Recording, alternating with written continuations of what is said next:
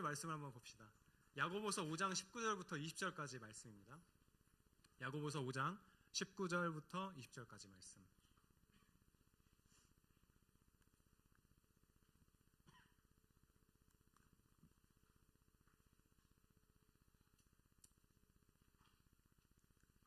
네, 아직 안 찾으신 분들이 있는 것 같아서 조금만 기다렸다가. 찾으셨나요? 우리 짧으니까 같이 읽어볼까요? 시작. 내 형제들아, 너희 중에 미혹되어 진리를 떠난 자를 누가 돌아서게 하면 너희가 알 것은 죄인을 미혹된 길에서 돌아서게 하는 자가 그의 영혼을 사망에서 구원할 것이며 허다한 죄를 덮을 것임이라. 아멘. 제가 다시 한 번만 읽겠습니다. 내 형제들아, 너희 중에 미혹되어 진리를 떠난 자를 누가 돌아서게 하면 너희가 알 것은 죄인을 미혹된 길에서 돌아서게 하는 자가 그의 영혼을 사망에서 구원할 것이며 허다한 죄를 덮을 것임이라. 아멘. 오늘은 첫 번째로 예배를 드리는 날입니다. 2025년의 이제 첫 번째 예배이죠. 여러분들은 어떻게 작년을 잘 마무리하셨나요? 막 이렇게 친구들과 연말정산 같은 것들을 좀 해보기도 하고, 아니면 여러분들이 좀 혼자서 내가 2024년을 어떻게 보냈는지를 좀 적어보거나 그런 분들도 분명히 있을 겁니다. 그리고 더불어서 좀 이제 새해 다짐과 함께 2025년에는 좀 이렇게 보내야겠다라는 계획을 미리 해놓으신 분들이 있을 것 같아요. 저는 좀 이제 피 성향이 짙어서 그런 계획과는 좀 거리가 먼 사람이긴 한데 아마 여러분들 중에는 분명히 있을 겁니다. 작년보다는 그래도 좀 잘 살아보자 라든지 뭐 그런 계획들을 세웠을 수도 있죠. 교회에도 여러 가지 일들이 있습니다. 청년 일부에는 소그룹이 또 개편되기도 했고요. 그리고 또 사역자가 바뀌는 그런 일들이 있기도 하고요. 그래서 오늘 같은 날은 교회에 오기 평소보다 조금 더 어색했을 겁니다. 뭔가 새로운 사람들을 만나는 날이니까요. 이 설교가 마치고 이 예배가 끝나고 나서 그래도 아는 사람이 몇 명 있을지는 모르겠지만 소그룹 안에서 도대체 그 사람들과 어떻게 시간을 보내야 될까라는 생각을 먼저 하면서 이 예배당에 예배로 나오신 분들도 분명히 있을 거예요. 청년 1부는 어떨지 모르겠습니다. 근데 제가 이제 청년 2부에 있을 때 소그룹 개편을 하면요, 이런 이야기들을 이 두 종류의 이야기를 듣습니다. 하나는 이거예요. 우리 소그룹 너무 짧다. 어떻게 6개월만 할 수 있냐. 1년씩은 좀 했으면 좋겠다. 라는 한두 명의 이야기를 듣고요. 대부분의 사람들은 이런 이야기를 하기도 하죠. 너무 길었다. 우리 3개월씩만 하면 안 되겠냐. 뭐 그런 이야기를 좀 듣기도 해요. 그럼 이제 저는 그런 생각이 드는 거죠. 이제 사역자로서 어쩌라는 걸까. 사역 빡세다. 이런 생각을 하기도 해요. 여러분들이 어떨지 모르겠지만 우리가 함께 이 야고보서의 말씀을 통해서 공동체에 대한 이야기들을 좀 나누면 좋겠다라는 생각이 들었습니다. 그래서 제가 계획하기에는 피의 계획이에요. 계획하기에는 이번 한 달 동안은 좀 공동체에 대한 말씀을 좀 같이 듣고 나누는 그런 시간들을 조금 가져보려고 합니다. 야고보서를 아마 여러분들 많이 읽어보셨을지 모르겠어요. 하지만 그래도 신약 성경 중에서도 이 짧은 본문에 속하기 때문에 여러분들에게 좀 익숙한 본문일지 모르겠습니다. 야고보서는요, 여러 다른 서신들과 마찬가지로 처음에 인사말로 시작하고 있어요. 1장 1절을 보면 하나님과 주 예수 그리스도의 종 야고보는 흩어져 있는 12지파에게 문안하노라 라고 이야기를 하고 있죠. 뭔가 조금 익숙하지 않은 단어가 등장해요. 뭘까요? 맞아요. 12지파예요. 익숙합니다, 이런 거. 네, 12지파라는 단어죠. 야고보는요, 편지를 받는 사람에 대해서 이야기하기를 흩어져 있는 12지파라는 단어를 사용해서 수신한 사람, 그러니까 편지를 받을 사람에 대해서 이렇게 표현을 하고 있어요. 뭔가 흩어져 있는 이라고 말하고 12지파라는 표현은요, 굉장히 구약에서 사용될 것 같은, 구약 성경에서 사용될 것 같은 그런 표현이에요. 그리고 이런 표현을 사용하는 것은 야고보서뿐만 아니라 베드로 전서에서도 우리는 좀 찾아볼 수 있습니다. 베드로 전서는요, 1장 1절에서 이렇게 이야기를 하거든요. 예수 그리스도의 사도 베드로는 본도, 갈라디아, 갑바도기아, 아시아와 비두니아에 흩어진 나그네, 그리고 그 나그네들을 이렇게 표현하죠. 2절, 곧 하나님 아버지의 미리 하심을 따라 성령이 거룩하게 하심으로 순종함과 예수 그리스도의 핏부림을 얻기 위하여 택하심을 받은 자들에게 편지하노니 은혜와 평강이 너희에게 더욱 많을지어다 라고 그렇게 이야기를 하고 있어요. 베드로는 핏부림이라는 표현을 굳이 사용하면서 구약에서 하나님의 백성을 지칭하는 말을 사용하고 있죠. 야고보 역시도 마찬가지인 거예요. 12지파라는, 그러니까 다른 표현들을 충분히 많이 사용할 수도 있음에도 불구하고 굳이 12지파라는 단어를 사용해서 구약이라는 그런 구약 시대를 생각하게 만드는 겁니다. 그러면 왜 굳이 이 단어를 생각했는지 한번 생각해 볼 필요가 있죠. 왜 굳이 12지파라는 단어를 사용을 했을까요? 그거는 우리로 하여금 12지파가, 구약에서의 12지파가 어떤 환경 가운데 있는지를 다시 한번 생각하게 만듭니다. 아마 이 편지를 처음 받았던 사람들은 즉시 12지파는 이렇게 살아왔는데 우리를 이렇게 부르고 있구나 라는 생각을 하면서 오히려 약간의 위안을 받았을 거예요. 야고보가 우리들의 상황을 잘 알고 있구나 라고요.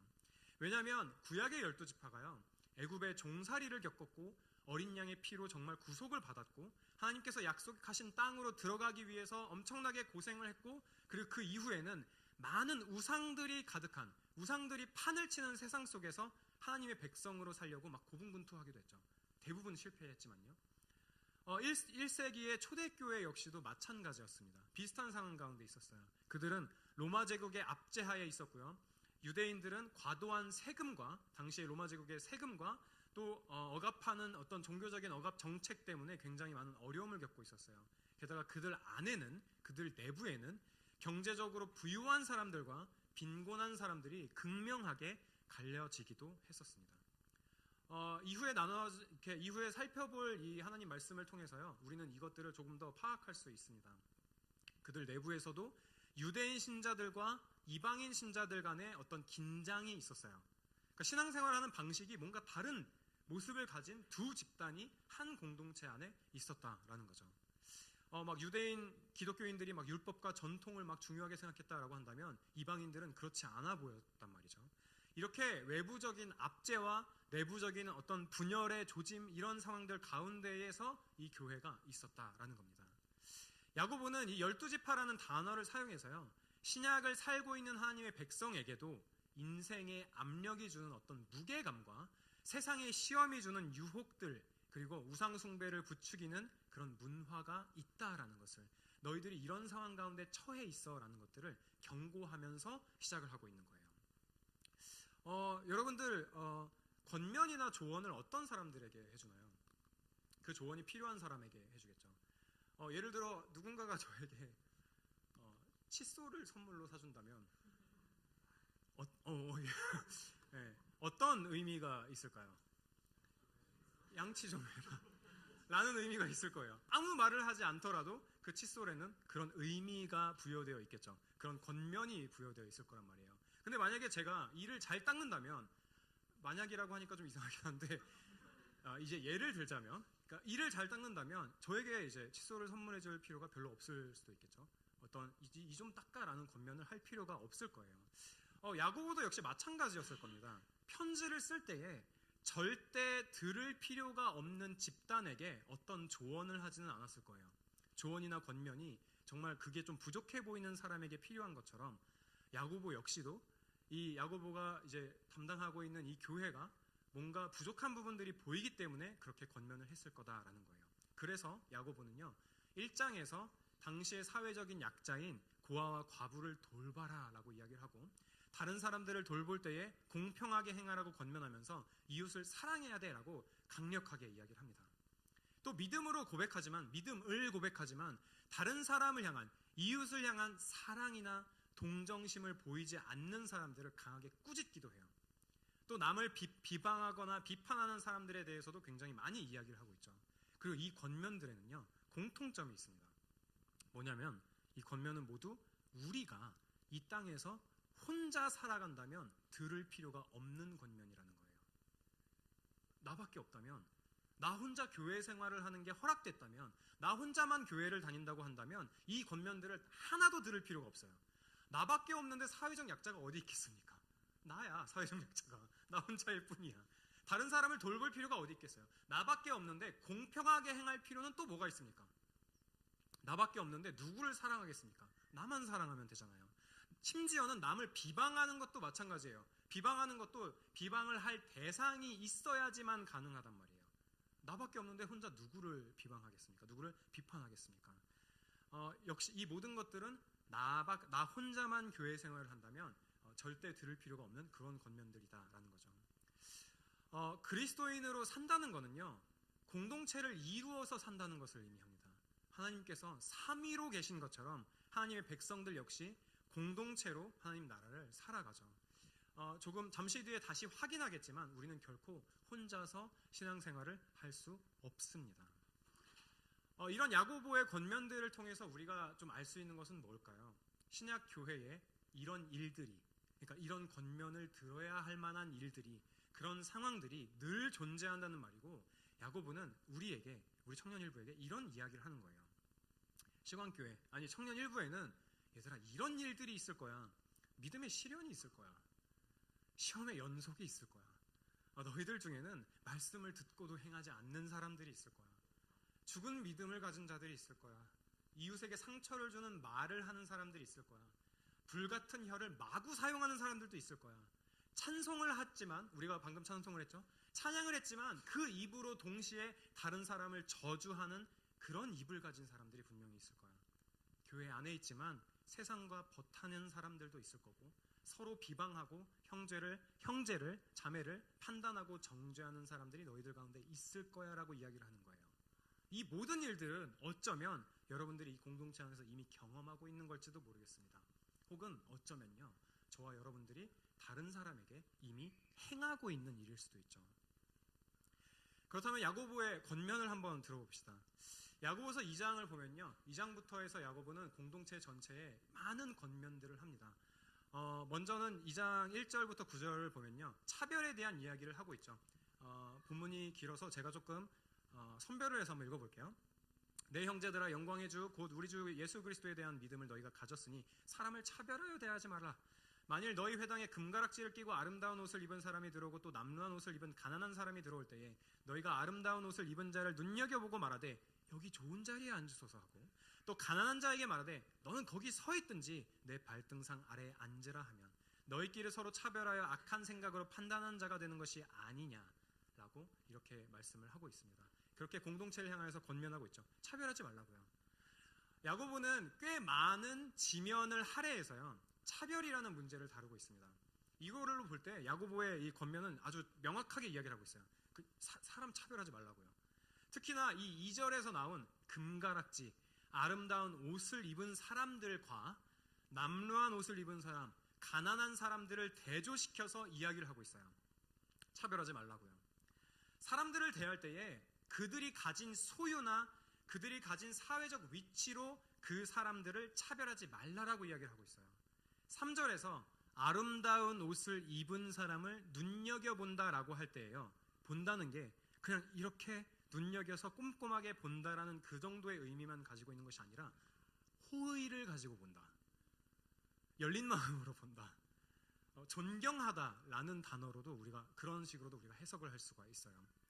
공동체 안에서 권위 있는 그리스도인들이 부자에게 잘 보이려고 그렇지 않은 사람 잘 보이려고 하고 그렇지 않은 사람들을 업신여기는 태도를 야고보는 정확하게 지적을 하고 있는 거예요. 예를 들면 이런 거죠. 지금 여기 계신 여러분들이 입은 옷의 가격에 따라서 좌석 번호를 매기는 겁니다.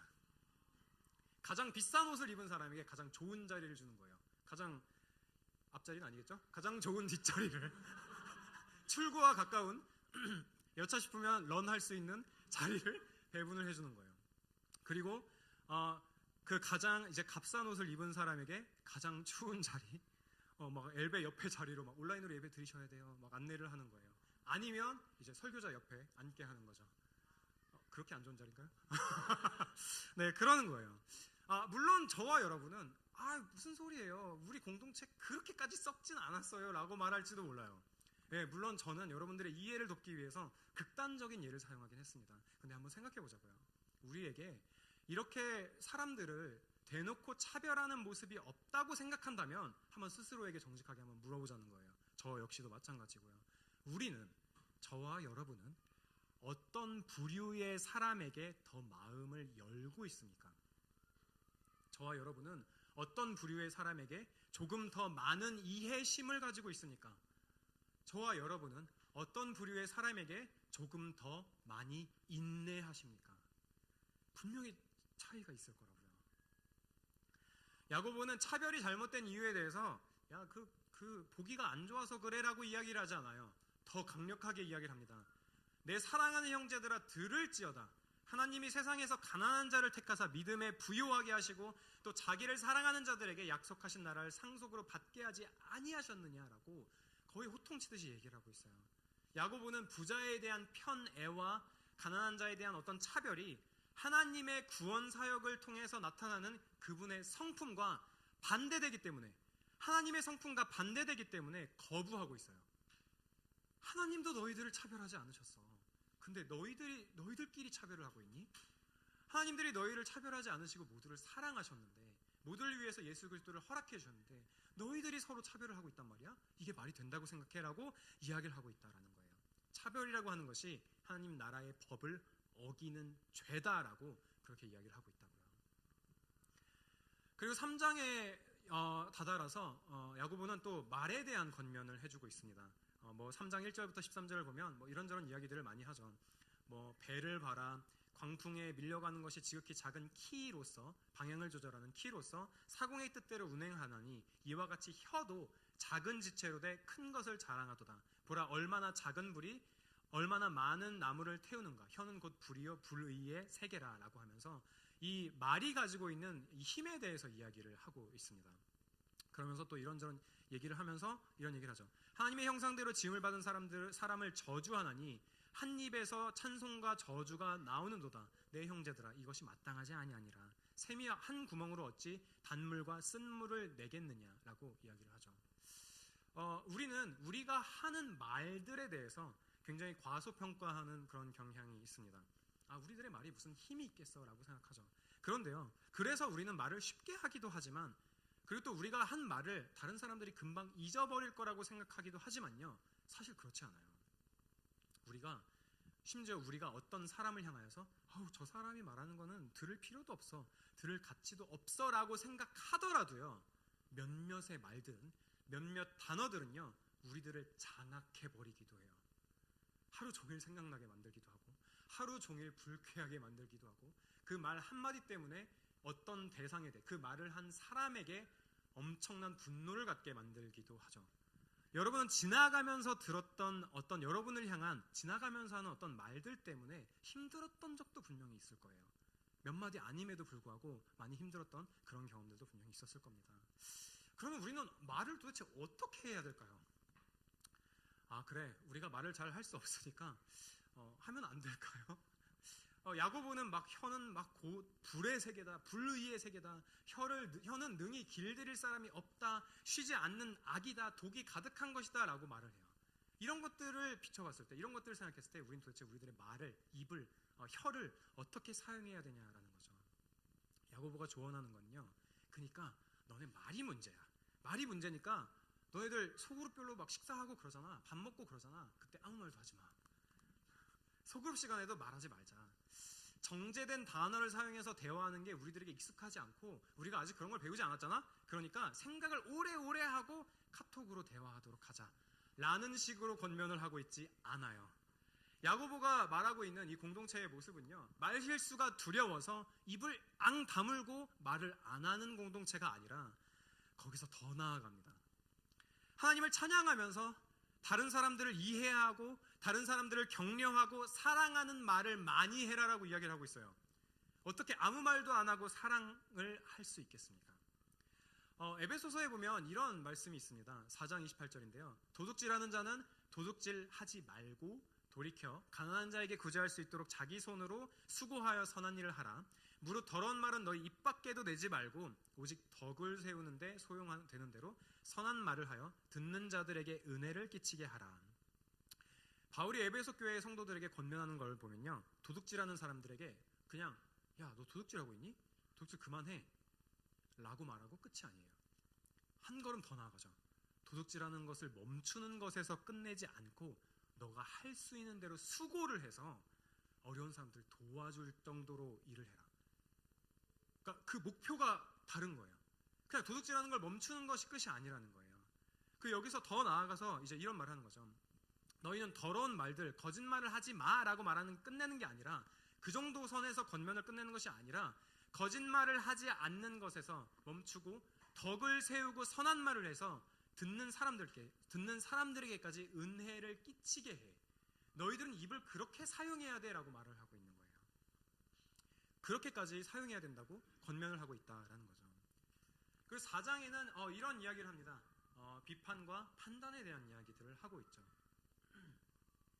4장 11절 12절입니다. 형제들아 서로 비방하지 말라. 형제를 비방하는 자나 형제를 판단하는 자는 곧 율법을 비방하고 율법을 판단하는 것이라. 내가 만일 율법을 판단하면 율법의 준행자가 아니요 재판관이로다. 입법자와 재판관은 오직 한 분이시니 능히 구원하기도 하시며 멸하기도 하시느니라. 너는 누구이기에 이웃을 판단하느냐 라고 이렇게 말씀하고 있습니다. 4장에서요 야고보는 그냥 거짓말하지 마, 서로 거짓말하지 마 라고 말하는 게 아니에요. 야고보는 진실을 이야기하면서도, 그러니까 거짓말이 아니라 진짜 진실을 이야기를 하면서도 너희들은 다른 사람들을 비방할 수도 있고 판단할 수도 있어 라고 이야기를 하고 있어요. 그러니까 어떤 특정한 방식으로 진실을 이야기하는 것은, 이야기하는 게 진실이라고 할지라도 금지하고 있다는 거예요. 야고보는요 도둑질하는 자에게 도둑질할 거 그만두고 가난한 자에게 구제할 수 있도록 수고하고 일해라라고 했던 것처럼, 더러운 말을 입 밖에도 내지 않을 뿐만 아니라 덕을 세우고 듣는 사람들에게 은혜를 끼치게 해라라고 한 걸음 더 나아가게 말했던 것처럼, 진실을 이야기하되 진실을 이야기하는 것에서 너희들이 끝내지 말고 더 나아가서 진실을 이야기를 하는 선한 방식, 그 방식대로 말을 해라고 이렇게 권면을 하고 있는 거예요. 여기서 비방이라고 하는 단어는요 다른 누군가를 얕잡아 보는 것을 의미해요. 얕잡아 보고 비하하고 작게 여기는 거죠. 판단한다라는 단어는요 말 그대로 정죄한다라는 그런 뜻을 가지고 있어요. 근데 본문에서는요 판사라는 단어를 사용하면서 판사와 형제라는 단어를 대조시키고 있습니다. 판사와 형제요. 이건 우리가 서로를 대할 때에, 공동체 안에 서로를 대할 때에 판사처럼 대하지 말고 형제처럼 대하라는 가르침을 저와 여러분들에게 주고 있는 겁니다. 비방과 심판은요 어떻게 보면 우리 안에 누군가를 바라볼 때 즉각적으로 일어나는 사건이에요. 그 판단하는 것을 멈추기가 어려울 정도로 재빠르게 일어나는 그런 사건이란 말이죠. 그때 우리는 그 누군가에게 형제처럼 대할지 판사처럼 될지를 우리 안에서 정하곤 합니다. 판사의 일은 뭐죠? 죄에 따라서 갚게 만드는 거죠. 죄의 책임을 지게 만드는 거죠. 비방과 심판은요 진실이라고 할지라도 진실을 사용해서 구원이 아니라 처벌을 받게 만드는 겁니다. 이건 어떤 결과를 일으켜죠? 사람을 가까이 하게 만드는 게 아니라 그 대상자들을, 상대방을 밀어내게 만들어 버리죠. 그 누군가를 심판하고 판단하게 그렇게 만들어 버립니다. 그렇기 때문에 우리는 누군가에게 진실을 말한다라고 할지라도 왜 그 말을 하는지, 왜 그 말을 하려고 하는지를 잘 생각해야 된다라는 거예요. 비방이라는 단어가 사람을 작게 만든다라는 그런 말씀을 드렸습니다. 비방할 때 우리가 이런 생각을 하기 쉬워요. 나는 내 입에서 진실을 말해 라고 생각할 수도 있어요. 근데 그 비방하는 이유가 그 사람을, 대상자를 무력하게 만들고 그 사람의 눈이나 다른 사람의 눈에 그 사람을 아주 작은 사람으로 만들어 보이게 만들려는 그런 목적이 그 안에 있다라는 거예요. 우리가 누군가를 비방할 때 그런 일들이 생긴다라는 거죠. 누군가에 대한 진실을 말하는 게요 때로는 그 사람에 대한 존경심을 잃어버리게 만들 수도 있어요. 그 사람에 대한 다른 사람들의 호감을 잃어버리게 만들 수도 있다라는 거죠. 그 사람의 영향력을 아예 잃게 만들어버리는 거예요. 이건 어떤 일이죠? 그 사람의 사회적인 자본을 아예 사라지게 만드는 거예요.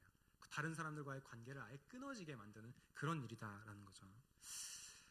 여기서 우리가 진실을 말하는 데 있어서 말하는 목적이 정말 중요하다라는 것을 다시 생각해 봐야 돼요. 그 사람을 우리가 정말 세워주기 위해서 말하는 건지, 아니면 무너뜨리기 위해서 말하는 건지, 관계를 파괴하기 위해서 말하는 것인지, 아니면 회복하기 위해서 말하는 것인지, 우리는 진실을 말할지라도 잘 생각해 봐야 된다라는 겁니다. 저와 여러분은 어떻습니까? 저와 여러분은 진실을 말할 때에 구치소에 수감된 사람한테 말하는 판사처럼 우위에 있으면서 말을 하고 있습니까? 아니면 같은 형제 자매로서 동등한 입장에서 진실을 말하고 있습니까? 우리가 진실을 말하는 것을 통해 내가 다른 사람을 비방하고 있는지 판단하고 있는지 어떻게 알 수 있을까요? 먼저는요, 이런 습관이에요. 어떤 습관이냐면 상대방의 결점을 찾는 습관이에요. 누군가를 바라볼 때 그 사람의 결점을 찾는 습관들이 우리 안에 있다면, 습관적으로 상대방의 결점을 찾게 된다면요, 그런 상황에서 우리는 진실을 말한다라고 할지라도 상대방을 비판하고 판단할 수밖에 없게 됩니다. 또 하나는 이거죠. 정말 오묘하게 발생하는 일입니다. 다른 사람의 진실, 그러니까 다른 사람의 연약한 일들, 그것들을 말하면서 일종의 기쁨을 느끼고 있다면, 혹은 다른 사람들이 말하는 것들을 들으면서 일종의 행복감을, 즐거움을 느끼고 있다면, 명확하게 야고보가 하지 말라는 형제를 비판하는 일을 우리가 하고 있는 것입니다. 우리는 왜 다른 사람이 비판하는 것들을 들을 때에 기뻐할까요? 왜 다른 사람들을 비판하는 것들을 우리는 기뻐할까요? 그런 이야기를 들을 때에, 혹은 할 때에 우리는 적어도 그 사람보다는 높아졌다라는 생각을 하게 됩니다. 나는 저 사람보다는 낫지, 그 대상보다는 나은 사람인 것 같아라는 그런 생각을 하게 돼요. 비판이라는 단어의 뜻처럼요, 다른 사람들을 얕잡아보고 비하하고 작게 여기기 때문에 나는 그 사람보다는 더 높은 사람이고 더 크게 보이는 그런 착각을 하게 되는 거예요. 사실은 그렇지 않으니까요. 더 재미있는 건 뭐냐면요, 예수님께서 이 마태복음 5장 이 산상수훈을 이제 하시면서 상대를 비판하고 심판하는 것을 살인과 연관지어서 말씀하신다는 거예요. 마태복음 5장을 보면 이렇게 말씀을 하고 있습니다. 옛사람에게 말한 바 살인하지 말라, 누구든지 살인하면 심판을 받게 되리라 하였다는 것을 너희가 들었으나 나는 너희에게 이르노니 형제에게 노하는 자마다 심판을 받게 되고 형제에 대하여 나가라 하는 자는 공회에 잡혀가게 되고 미련한 놈이다 라고 하는 자는 지옥불에 들어가게 되리라. 예수님께서는 분명히 처음에 살인하지 말라라고 하신 다음에, 그 다음에 뭔가 이어지지 않을 것 같은 말씀을 하세요. 살인하지 마, 누군가를 찔러 죽이지 마, 그리고 나서 형제에게 바보라고 하지 마, 형제에게 미련한 놈이라고 하지 마, 그러면 너네들 지옥불에 가게 된다 라고 말하는 거예요. 예수님께서 이렇게 말씀을 하시는 건요, 비방과 심판이 거짓말이라고 하는, 우리가 쉽게 생각하는 어떤 언어의 영역에, 그런 카테고리에 들어있지 않고, 그런 죄의 카테고리에 들어있지 않고 살인죄라고 하는 카테고리 안에 들어갔다라는 거예요. 우리가 다른 사람을 심판하고 비판하는 그런 말들이에요. 왜냐하면 누군가를 얕잡아 부르는 것, 얕잡아 보는 것부터 사실 살인이 시작되기 때문입니다. 그게 바로 나치가 유대인을 죽일 수 있었던 이유예요. 한두 명이 아니라 600만이나 되는 사람들을 학살할 수 있었던 이유죠. 나치는 실제로 유대인들을 기생충 인종이라고 부르기도 했어요. 열등한 인종이라고 불렀어요. 우리보다 못한 인간들이다라고 불렀다고요. 나중에는 유대인들을 향하여서 살 가치가 없는 생명이라고 부르기까지 했어요. 그들이 그렇게 부르면서 그들이 실제로 유대인들을 학살했을 때에 죄책감이 별로 들지 않았을 거예요. 얕잡아 봤으니까요. 근데 그게 우리 안에서도 시작될 수가 있다는 거예요. 그리고 이런 일들은 공동체에 상당히 치명적이죠. 한번 상상해 봅시다. 여러분들이 앉아있는 이 자리에 있는 모든 사람들이 야고보가 하지 말라는 것을 골라서 한번 해본다고 생각해 보세요. 속으로만 하는 게 아니라 대놓고 한다고 한번 생각해 보세요. 차별하는 공동체. 청년일부는 어떤 공동체예요? 차별하는 공동체예요. 말을 막 하는 공동체예요. 서로에 대한 비판이요, 끊임없이 하고 있죠. 만나자마자 우리는 서로에 대한 비판을 해요. 서로를 비판하면서 낮추기만 해요. 이런 공동체라고 생각을 해봅시다. 이 공동체에 여러분 어떤 사랑이 틈탈 수 있겠습니까? 어떤 편안함이나 자유로움이 있을 수 있겠습니까? 여러분들이 옆 사람들과 친하게 지낼 수 있겠습니까? 여러분, 이 공동체에서 친구를 구할 수 없을 거예요. 의지할 수 있는 사람을 구할 수가 없을 겁니다. 여러분 즉시 이 공동체를 떠나고자 하는 마음을 먼저 갖게 될 거예요. 이 모든 겉면들을 통해서 우리가 다시 생각해 볼 수 있는 거는요, 공동체와 믿음의 연결성입니다. 여러분, 우리는요, 믿음을요, 개인적인 영역으로만 생각하는 경향이 있습니다. 나와 하나님, 나와 하나님. 이건 정말 중요해요. 근데 나와 하나님이라고만 생각하게 되면요, 기독교 신앙을 너무 나의 개인적인 유익에만 맞추고 나의 문제 해결에만 국한시키게 되고, 그렇게 되면요, 우리는 기독교 신앙을 너무 조금만 누리게 되는 거예요. 거의 못 누리게 되는 거예요. 성경은 분명 여러 차례에 걸쳐서 이 증언을 하고 있습니다. 바른 믿음은 결코 개인적인 것에 머무르지 않는다고요. 참된 믿음은 공동체 안에서 서로를 돌보면서 삶으로 나타나게 된다고요. 야고보가 공동체에 대해서 권면을 하면서 단순하게 그리스도인 여러분, 이렇게 하시고 저렇게 하세요. 그 말 그거 좀 조심 좀 해요. 라고 이야기하지 않았어요. 우리 공동체 안에 상처받는 사람이 많으니까 말 좀 조심해. 이 정도로 이야기를 하지 않아요. 오히려 이렇게 얘기를 했죠. 너희들에게 예수님은 어떤 분이야? 예수님이 하신 일로 인해서, 예수 그리스도께서 하신 일로 인해서 너희들은 어떤 존재가 되었니? 예수님은 너희들에게 어떤 존재야? 너희들은 예수님께 어떤 존재인지 정말 알고 있는 거야? 라고 이런 질문들을 마치 우리들에게 던지는 것 같은 거예요. 야고보는요, 비방하지 마세요라는 말을 그냥 던지는 것 대신에요, 우리를 구원하시는 심판자가 계시니까 비방하지 마라고 이야기하고 있어요.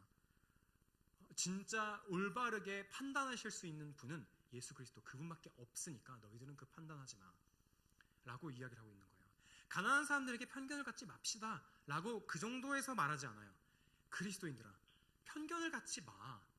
너희들이 진짜 영광의 주님을 너희가 안다면, 너희가 정말 모든 것에 부요하신 그 예수 그리스도를 너희들이 정말 만나고 너희들이 안다면, 너희가 그분의 영광을 정말 바라봤다면 너희들은 지상의 영광에, 좋은 옷을 입는 그 정도의 지상의 영광에 사로잡히지 않게 될 거야 라고 그렇게 이야기를 하고 있는 거예요.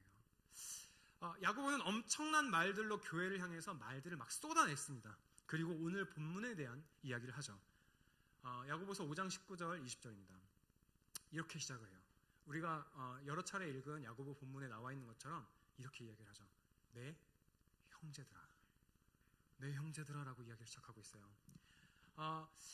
설교의 초반부에요, 조언은 필요한 사람들에게 하는 거라는 말씀을 드렸습니다. 막 칫솔 얘기를 하면서 그런 얘기를 드렸었죠. 그러면서 야고보서 내내 야고보는요, 공동체에 대한 다양한 죄를 막 지적해요. 막 믿음의 시련도 있고, 시험의 연속도 있고, 하나님 말씀 그대로 따르지 않는 사람들도 많고, 찬송과 저주를 같이 말하고 비판하고 이런 말들을 막 하면서 이런 사람들이 가득하구나 라고 이렇게 공동체를 지적을 해요. 그런데요, 이런 다양한 상황에 빠져있고 다양한 죄에 빠져있는 공동체의 사람들을 향하여서 야고보는요, 어떤 말을 꾸준히 사용하고 있죠? 판사의 언어가 아니라 가족의 언어를 사용하고 있죠. 내 형제들아라고요. 그리고는 이어집니다. 너희 중에 미혹되어 진리를 떠난 자를 누가 돌아서게 하면 너희가 알 것은 죄인을 미혹된 길에서 돌아서게 하는 자가 그의 영혼을 사망에서 구원할 것이며 허다한 죄를 덮을 것이니라 라고요. 미혹되어 진리를 떠나에서 미혹되어라는 단어의 뜻은요, 길을 잃어버리다, 방황하다라는 뜻을 가지고 있어요. 점점 신앙의 길에서, 진리의 길에서 멀어지게 되는 사람들, 그런 상태를 가진 사람들을 말을 하고 있죠. 복음에서 점점 멀어지고 있는 그런 사람들을요. 야고보서에서 야고보가 쏟아냈던 굉장히 직설적인 말들을 생각해 보면요, 뭔가 결론을 맺고 있는 게 조금 빈약해 보일 수 있어요. 오히려 이렇게 말해야죠. 내 형제들아 라는 말 따위는 그냥 뒤로 던져버리고 그런 말들은 하지 말고, 야 이 녀석들아, 첫 설교인데 그럴 순 없잖아요. 네, 이 녀석들아, 너네 차별하는 거 다 알고 있어 내가. 너네 사회적 지위에 따라서 너네 이제 누군가에게는 조금 더 참고 조금 더 인내심을 가지고 있고, 누군가에게는 덜 참고 쉽게 분내는 것도 내가 다 알고 있어. 내가 보니까 너희들 서로 말도 막 하더라. 근데 그 말 막 하는 것도 사회적 지위에 따라서 누군가한테는 말을 막 하고, 똑같은 말을 막 하고, 누군가한테는 굉장히 젠틀하고 따뜻하게 그렇게 말하더라. 내가 그거 다 알고 있어. 너희들 서로 비판하고 있지. 비판하면서 높아지는 기분 아주 좋았지. 내가 이제 참지는 않을 거야. 너희를 교회에서 다 쫓아낼 거야. 그리고 싹 물갈이를 한 다음에 이상적인 교회를 만들어낼 거야. 그리고 이게 너희들에게 보내는 마지막 편지야. 너무 감정이입이 됐나요? 라고 마무리를 해야 마땅하죠. 그래야 오히려 깔끔해 보인다고요. 근데 야고보는 그렇지 않았어요. 내 형제들아 라고 이야기를 한다고요. 꾸준히 내 형제들아 라고 이야기를 한다고요. 진리를 떠난 사람들, 공동체에서 하나님의 말씀에 좀처럼 순종하지 않는 사람들을 돌이키게 하라고 오히려 그렇게 권면하고 있어요. 믿음의 시련을 공동체 안에 더 주는 사람들, 말씀을 듣고도 행하지도 않는 사람들, 찬송과 비판을 같이 하는 그런 입을 가진 사람들을 돌이키게 하라고 이야기를 하고 있다고요. 내쫓는 게 아니라요. 그들을 돌이키게 하라고요. 이 권면은 모두 공동체를 향해 있는 권면이잖아요. 어떤 사람들은요, 야고보를 읽으면서 이런 생각을 할 거예요. 야, 믿음을 떠난 게 내가 비판하던 그 사람이 아니라 나였네. 야고보가 하지 말라고 이야기를 한 걸 생각해보니까 내가 다 하고 있었네. 야, 예수님이 살인죄로 분류한 비판이나 심판이라는 죄는 내가 되게 즐겨하던 거였는데? 라고 생각했을 겁니다. 그런 사람들이 분명히 있었을 거예요. 여러분들 가운데도 그런 사람이 있을 수도 있죠. 그럼에도 불구하고 야고보는요, 오늘 본문에서 이렇게 이야기를 하는 거예요. 죄를 용납하지 마! 동시에 죄인을 포기하지 말라고요. 죄를 용납하지 마, 얘들아. 너희들끼리 차별하지 마. 너희들이 가진 소유에 따라 사람들 차별하지 마. 사람들 비판하지 마. 비판하는 분은 오직 하나님뿐이야. 율법을 만드신 분 그분뿐이야. 근데 그러면서도 죄인은 포기하지 마라고 그렇게 이야기를 하고 있다는 거예요. 야고보서의 마지막 말을 통해서 단호하게 이야기를 하고 있죠. 진리를 떠나는 것들을 용납하지 말라고 하면서도 그들을 포기하지 말라고요. 여러분, 누군가가 잘못된 길을 가고 있을 때요, 그 사람을 지적하는 거는 되게 쉬워요. 지적하는 것 자체는 쉬워요. 죄가 눈에 보이면 그냥 지적하면 되죠. 야, 너 그거 잘못했어. 말하면 끝이거든요. 그리고 지적할 때 약간 즐거움도 생기거든요. 나는 그거 안 하는데. 이렇게요. 그런데요, 여러분, 그런 사람을 돌이키게 하는 것은요, 정말 어려운 일입니다. 많은 인내와 기도를 필요로 해요. 여러분 중에 가족이든 친구든 이 공동체 안에 있는 누군가가 되었던 상관없이 그 사람을 인내와 기도로 복음으로 돌이키게 하려는 시도를 여러분들이 해봤다면요, 아니 지금 하고 있다면 이게 어렵다는 이 말을 여러분 이해해야 할 거예요. 사람을 돌이키게 하는 데는 많은 인내와 기도를 필요로 합니다. 제가 이걸 어떻게 하냐고요? 많은 사람들이 저를 위해서 기도를 해주지만 제가 잘 변하지 않더라고요. 그런데 야고보는요, 저와 여러분에게 그 고생을 같이 하라고 권면하고 있습니다. 미혹되어 진리를 떠난 자를 돌아서게 하는 일, 죄인을 미혹된 길에서 돌이키게 하는 일, 그 일을 같이 해라. 너희들 그 일을 해야 돼라고 마지막 말로 그렇게 하고 있다고요. 이 일은 하나님께서 행하신 일이라고 우리가 알고 있는데 어떻게 우리가 할 수 있을까요? 라는 질문이 들 수 있죠. 그렇다면 여러분, 우리가 저와 여러분이 어떻게 예수님을 만나게 되었는지, 어떻게 복음을 처음 듣게 되었는지를 한번 생각해 보자고요. 우리는 어떻게 돌이키게 되었습니까? 우리는 어떻게 미혹된 데에서 돌이키게 되었습니까? 우리는 어떻게 예수님을 알게 됐고, 우리는 어떻게 경건 생활이라고 하는 것들을 시작하게 됐습니까? 갑자기 하늘에서 번쩍이는 빛을 보고 그걸 시작하게 된 사람들은 아마 없을 거예요. 교회를 통해 성령께서 역사하셔서 그리스도를 증거함으로 우리는 예수 그리스도를 알게 됐죠. 영적인 침체에 빠진 적이 있습니까? 여러분, 어떻게 건져냄을 받으셨습니까? 우리는 우리 스스로를 건져낼 수 없는데요. 누군가의 기도를 통해서, 때로는 짜증나게 하는 권면을 통해서 하나님께서는 우리에게 말씀하시며 우리를 침체에서 건져내셨죠.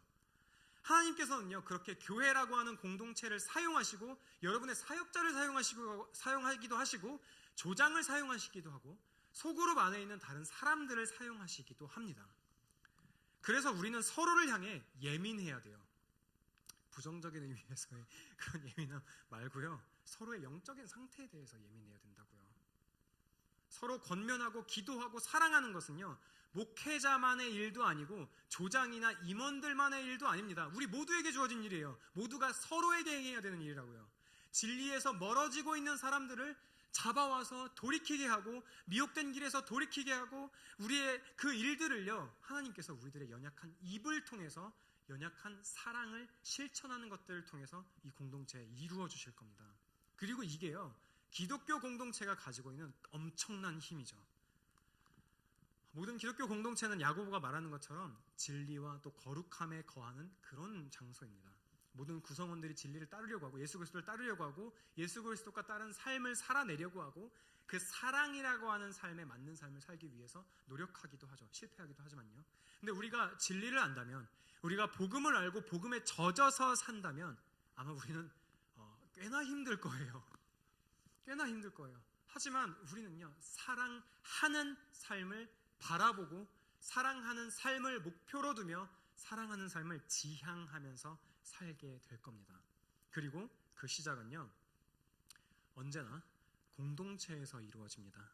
공동체 안에서 진리를 떠나려고 하는 사람들을 살피고 옳은 길로 인도하고 하나님께 되돌아가게 하는 일들이 선물처럼 우리 안에 주어지고, 우리 역시 때로는 시험을 당하기도 하고 그 시험 가운데서 건짐을 받는 그런 경험들을 하게 될 때에 우리는 우리의 공동체를 더욱 귀하게 여기게 될 거예요. 왜 그렇죠? 이 공동체는 내가 강할 때뿐만 아니라 약할 때도 동일하게 나를 사랑해 주는구나. 이 공동체는 내가 충만할 때, 내가 성령이 막 충만할 때, 내가 말씀이 충만할 때뿐만 아니라 침체에 빠져서 자기 연민에 빠져 있고 다른 사람들을 향하여서 나쁜 예민함만 가득해 있고 다른 사람들이 연락하는 것도 다 싫고 그런 상태에 있을 때에도 나를 용납해 주는구나라는 그런 생각을 하게 되죠. 야고보가 마지막에 이런 말들을 쏟아낼 수 있는 이유는 뭘까요? 어떻게 미혹된 자들을 돌이키게 해, 막 그런 말들, 그게 영혼을 구원할 거야 라는 말들을 할 수 있을까요? 야고보서 1장 1절이 어떻게 시작되는지 저는 설교의 초반부에서 여러분들에게 말씀을 드렸습니다. 근데 이런 소개를 하죠. 마리아의 아들이고 예수님과 형제 사이였던 야고보는요, 사람들에게 자기 자신을 소개할 때 나는 이런 사람이야 라고 이 편지의 첫 문장을 쓸 때요, 예수님과 형제임을 강조하지 않아요. 어쩌면 예수님과 형제라는 사실을 강조할 때 야고보서를 받아보는 이 수신자들이 편지의 내용을 더 진지하게 받아들였을 것 같은데, 예를 들면 야고보는 이렇게 말할 수도 있었죠. 성육신하신 하나님의 아들 예수 그리스도의 동생인 괄호치고 친동생 야고보는 모든 성도들에게 말한다. 이 편지를 봐라. 꼭 지켜라. 이렇게 말하면 더 강력해 보이잖아요. 근데 야고보는요, 의도적으로 형제라는 표현 대신 우리가 보는 대로 이렇게 말한다고요. 하나님과 주 예수 그리스도의 종, 하나님과 주 예수 그리스도의 종 야고보는 이라고 자기를 그렇게 소개하고 끝내버려요. 그가 그렇게 해야만 했던 이유는요, 야고보가 단순히 권력을 가지고 제국을 정복하려고 했던 예수 그리스도를 만난 게 아니라요, 하나님의 아들이시면서도 죄인을 찾으러 가장 낮은 모습으로 이 땅에 오셔서 십자가를 지신 구원자 예수 그리스도를 만났기 때문입니다. 그렇기 때문에 그에게 예수님과의 육신적인 혈통을 먼저 소개하고 싶지도 않았던 거예요. 나는 그분의 종입니다라고 이야기를 했던 거죠. 그 대신에 육신적인 것을 소개하는 것 대신에 나는 나를 사랑하는 하나님, 그분의 유일하신 아들, 이 땅에 오신 예수 그리스도, 나를 위해 십자가를 지신 분, 나는 그분의 종이야 라고 이렇게 자기 자신을 소개했던 거예요. 예수 그리스도께서 진리를 떠난 저와 여러분들에게 먼저 찾아오셨습니다. 야고보가 그가 섬기는 공동체의 죄에도 불구하고 구성원들을 내 형제여 라고 불렀던 것처럼 우리의 죄에도 불구하고 우리에게 저와 여러분에게 내 형제여 라고 부르시는 구주 예수 그리스도께서요, 여전히 진리를 떠나기를 좋아하는 마음이 있는 저와 여러분을 포기치 않으시고 신실하게 돌이키려 하십니다. 그분을 신뢰하십시오. 여러분이 잃은 자였을 때 사랑스럽지 않은 여러분을 누군가가 찾아왔던 것처럼 서로에게 찾아가서 돌이키게 하십시오. 우리가 그런 모습들을 서로에게 보인다면 우리는 이 청년일부 공동체에서 정말 천국을 경험하게 될 겁니다. 내가 연약할 때도 나를 용납해주고 내가 죄에 빠져 있을 때도 나를 사랑해주는 그런 공동체를요. 우리 함께 기도합시다.